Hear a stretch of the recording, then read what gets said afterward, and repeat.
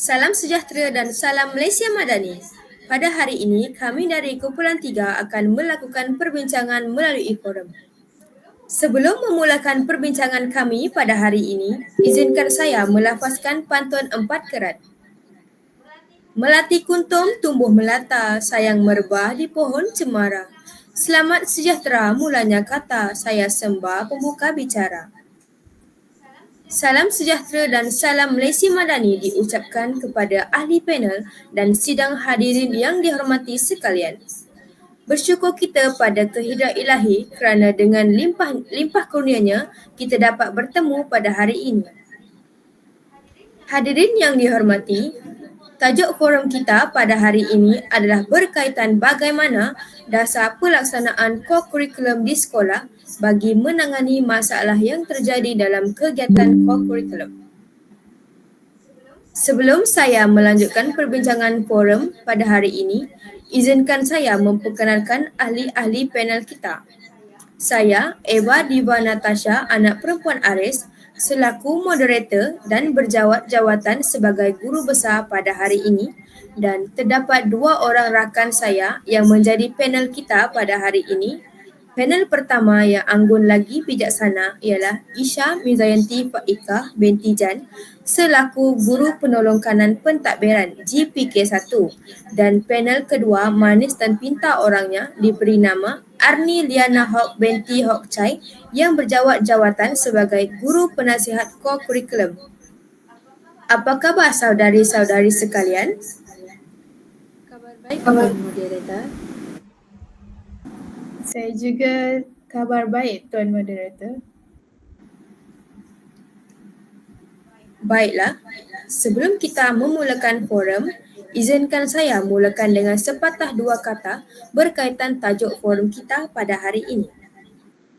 Sejak kebelakangan ini, kita sering mendengar isu yang berkaitan dalam aktiviti kokurikulum seperti murid-murid kurang melibatkan diri dalam aktiviti tersebut kerana mereka hanya memfokuskan akademik, walhal aktiviti ini sangat penting untuk dikuasai sama seperti akademik.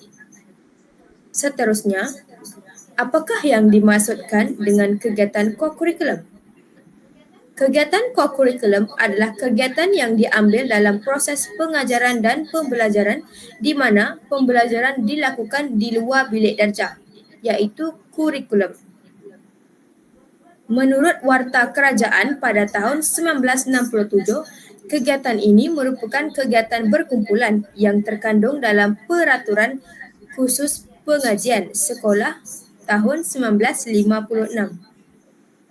Pada tahun 1997, Warta Kerajaan dan Akta Pendidikan 1996 serta peraturan-peraturan kokurikulum kebangsaan telah memberi takrif kokurikulum iaitu penyertaan dalam sukan permainan, penyertaan dalam persatuan dan kelab, penyertaan dalam pasukan pakaian seragam dan lain-lain kegiatan sebagaimana ditentukan oleh Menteri Pendidikan. Seterusnya, saya akan berkongsi tujuan kokurikulum.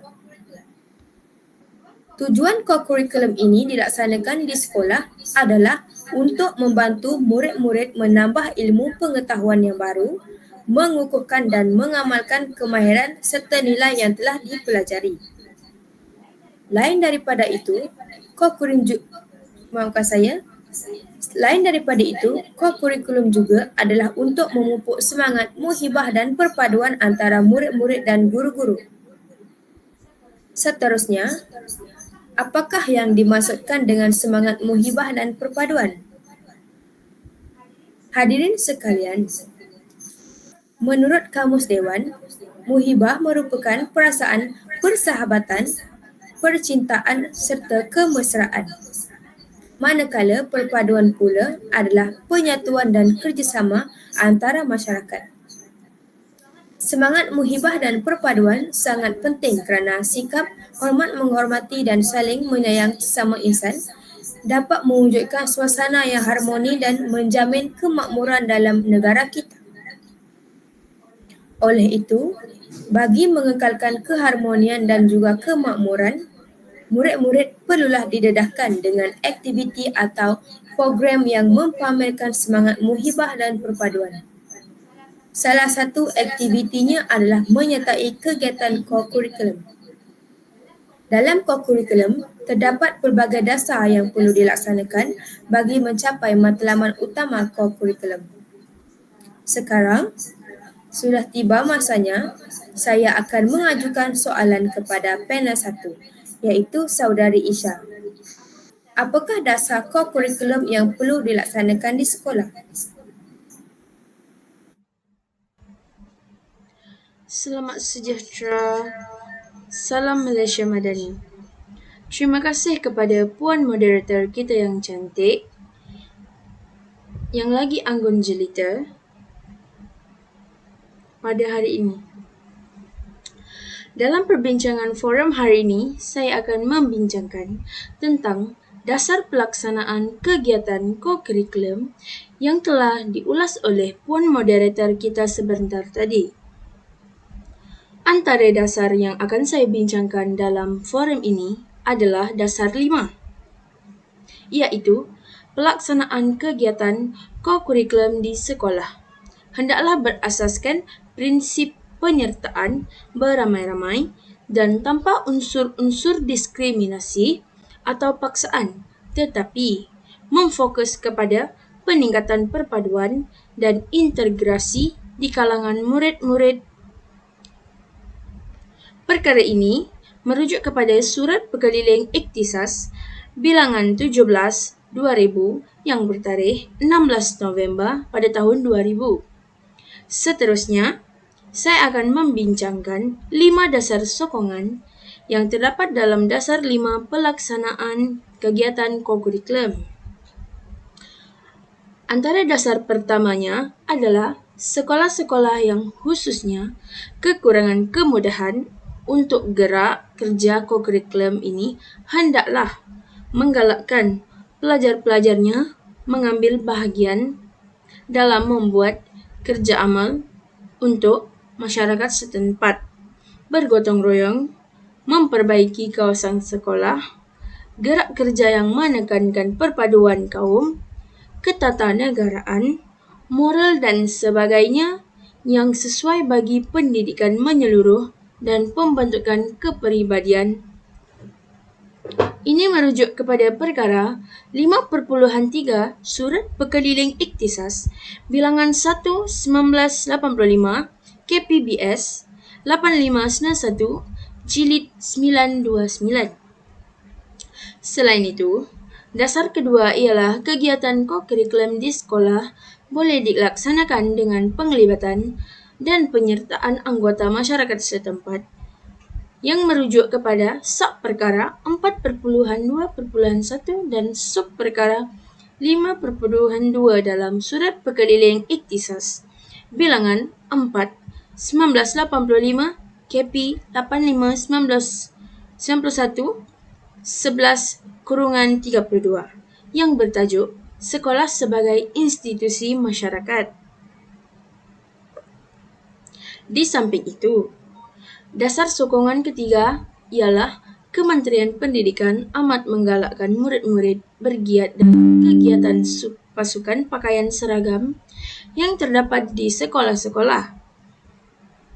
Selaras dengan dasar tersebut, guru-guru dan murid-murid juga dibenarkan menyertai aktiviti seperti perkemahan, perbarisan, dan kursus yang dianjurkan dari semasa ke semasa oleh agensi-agensi kerajaan atau pertubuhan bukan kerajaan yang berdaftar.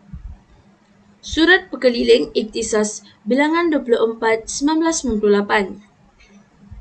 Seterusnya, dasar keempat ialah Kementerian Pendidikan membenarkan pihak sekolah menganjurkan program lawatan murid sewaktu persekolahan secara terancang. Kementerian juga menggalakkan penglibatan ibu bapa yang berminat untuk menyertai lawatan-lawatan tersebut.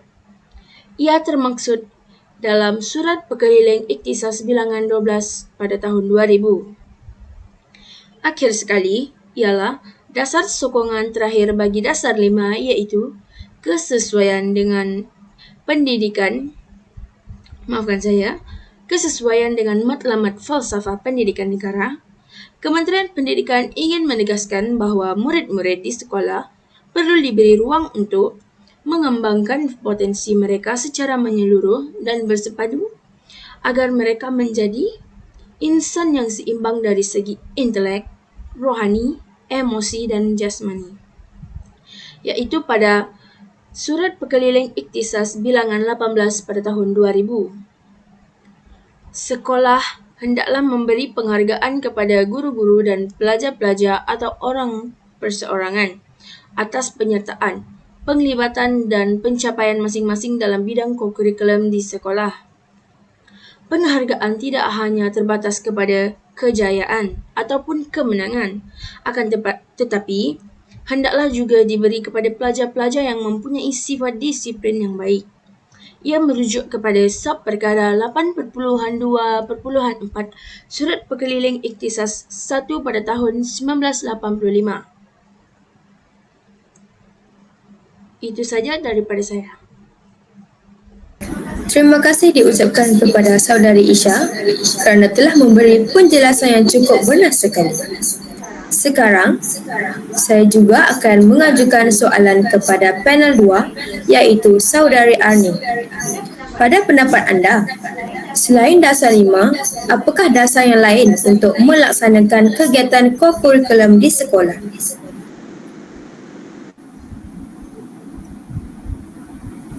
Baiklah. Terima kasih. Pertama sekali terima kasih saya ingin ucapkan kepada Puan Moderator. Dasar yang ingin saya kupaskan iaitu dasar 1 di mana kurikulum sebahagian kurikulum kebangsaan termasuk kurikulum dan kegiatan kurikulum pertama. Pertama sekali, kita sebagai guru seharusnya faham tentang apa itu kurikulum kebangsaan. Untuk makluman semua, kurikulum sekolah ini merupakan satu program pendidikan yang di bawah aspek kurikulum dan kegiatan kokurikulum. Kedua-dua kegiatan ini merangkumi kepada semua pengetahuan, kemahiran, norma, nilai serta unsur kebudayaan bagi memperkembangkan lagi diri seseorang murid dengan sepenuhnya.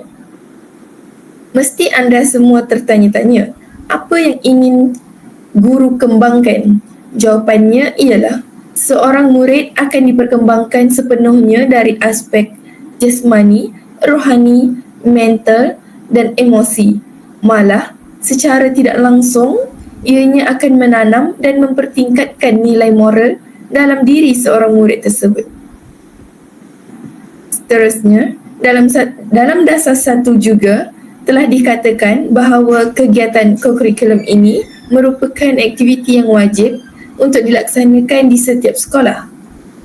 Hal ini termaktub di bawah Seksyen 18 Akta Pendidikan 1996 bawah Akta 550. Tambahan lagi, kegagalan untuk melaksanakan aktiviti kokurikulum ini adalah satu kesalahan dan juga boleh disabitkan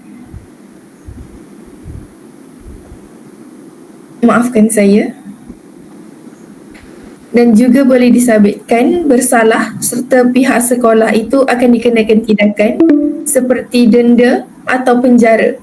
Malah, ianya juga akan dikenakan kedua-dua sekaligus di bawah penalti am. Izinkan saya terangkan sedikit berkaitan dengan penalti am di bawah Seksyen 135 Akta Pendidikan 1896 Akta 550. Baiklah, yang pertama, seseorang yang melaksanakan kesalahan di bawah Akta 550 yang baginya tiada penalti diperuntukkan dengan nyata adalah boleh sekiranya disabitkan denda tidak melebihi 5,000 atau akan dipenjara selama tempoh tidak lebih 6 bulan atau boleh dikenakan kedua-duanya sekali. Yang ini merupakan tindakan berat yang akan diambil di bawah akta tersebut. Kemudian, kita beralih pula kepada tindakan yang ringan di bawah Akta 550 ini.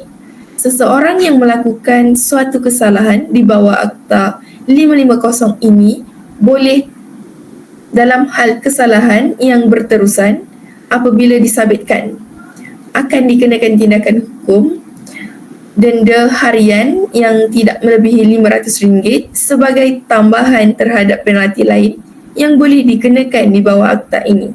Sekian, itu sahaja dasar yang ingin saya kupaskan.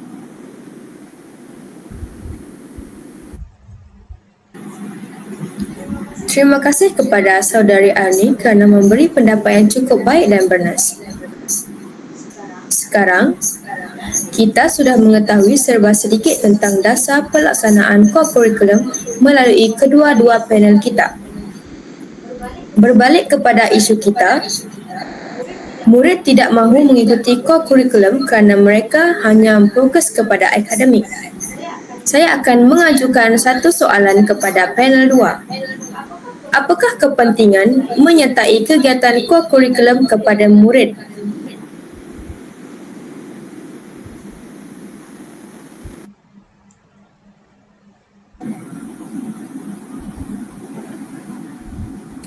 Baiklah, kepentingan kegiatan kurikulum kepada murid, izinkan saya menerangkan dahulu tentang kegiatan kurikulum ini.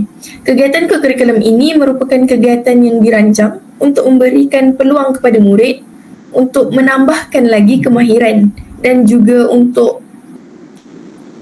kelebihan bagi kemasukan ke universiti atau IPT, Institut Pendidikan Tinggi. Hal itu boleh dikatakan sebagai salah satu kepentingan untuk murid apabila berjaya melakukan kegiatan kurikulum ini. Seterusnya, dengan aktiviti koko ini juga akan menyihatkan tubuh badan mereka. Hal ini akan meningkatkan lagi keyakinan sama ada kepada diri sendiri maupun orang lain.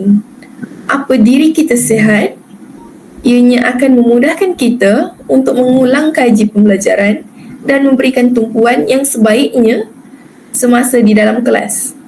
Justru itu juga, murid akan dapat menyesuaikan diri dalam apa-apa keadaan serta dapat belajar untuk berdikari dan dapat menambah kenalan. Sehubungan itu dapat melahirkan masyarakat yang harmoni dan bersatu padu di bawah payung sebuah negara yang sejahtera. Tambahan lagi, murid yang selalunya menyertai kegiatan kurikulum ini akan menjadi batu loncatan pada peringkat yang lebih tinggi.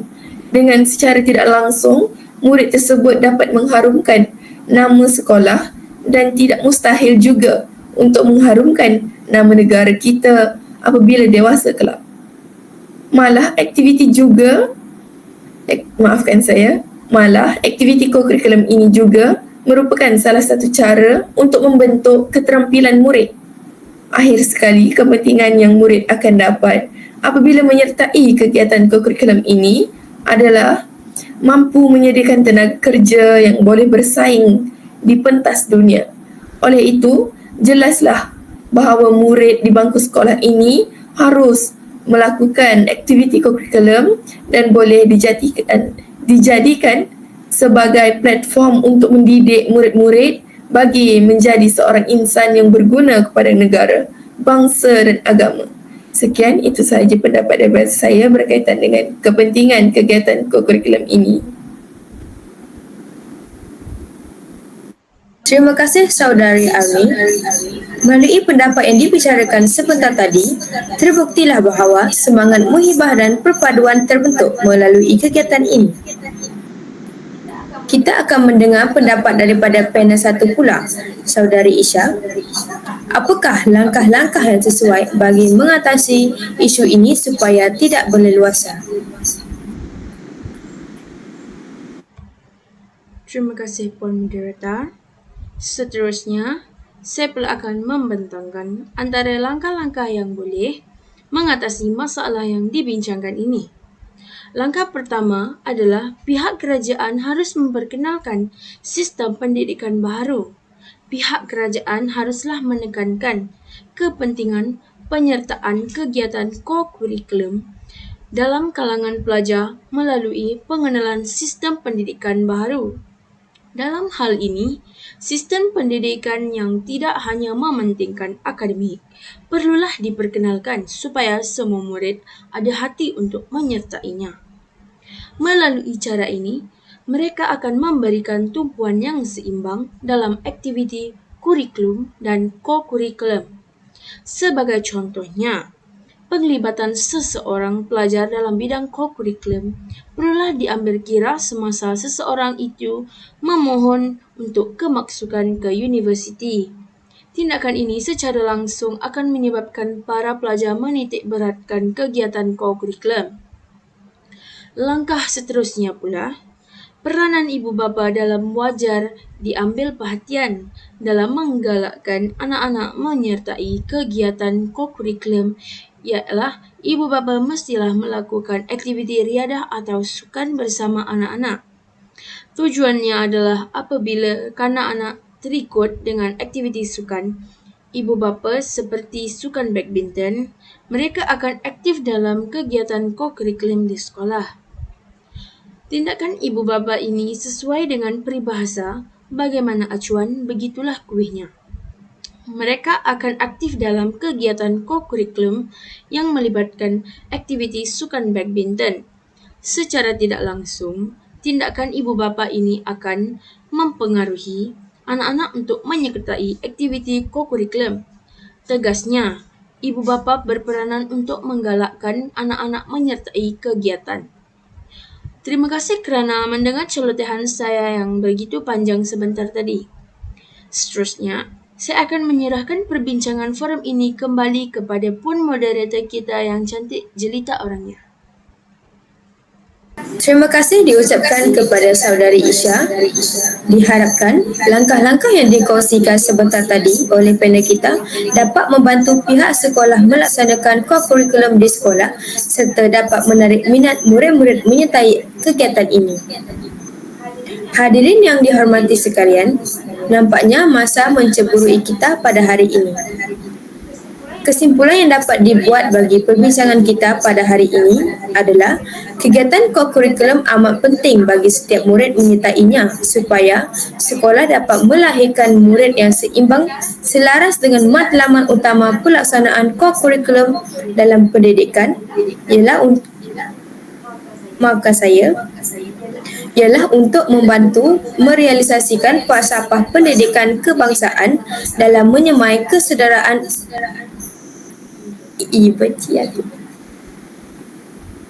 Nak start dari mana? Hadirin Hadirin. Boleh? Nanti aku try. Hadirin yang dihormati sekalian, nampaknya masa mencemburui kita pada hari ini. Kita sudah sampai ke penghujung forum. Kesimpulan yang dapat dibuat bagi perbincangan kita pada hari ini adalah kegiatan kurikulum amat penting bagi setiap murid menyertainya supaya sekolah dapat melahirkan murid yang seimbang selaras dengan matlamat utama pelaksanaan kurikulum dalam pendidikan untuk membantu merealisasikan falsafah pendidikan kebangsaan dalam menyemaikan kesedaran kepada agama dan kepercayaan kepada Tuhan, menyeimbangkan perkembangan rohani, jasmani, intelek dan emosi yang mengukuhkan perhubungan serta pergaulan dalam kalangan murid. Selain itu, kegiatan ini dapat membina dan meningkatkan minat serta bakat yang meningkatkan disiplin murid-murid. Kurikulum juga dapat mewujudkan budaya sekolah yang sihat, membina serta meningkatkan kerjasama dalam kalangan murid. Kesannya, kegiatan kurikulum dapat mewujudkan sekolah yang berwatak. Seterusnya, saya mengucapkan terima kasih kepada kedua-dua panel kita kerana telah memberi kerjasama yang cukup baik dalam perbincangan forum kita pada hari ini. Sebelum itu, izinkan saya melafazkan pantun. Pohon berangan tempat bertemu, girangnya rasa si anak darah. Baliklah Tuan membawa ilmu, binalah bangsa, bangunkan negara. Di atas dahan burung tempuah, melihat rusa tepi perigi. Salam perpisahan untuk semua. Di lain masa kita bersua lagi. Itu sahaja daripada kami. Sekian, terima kasih.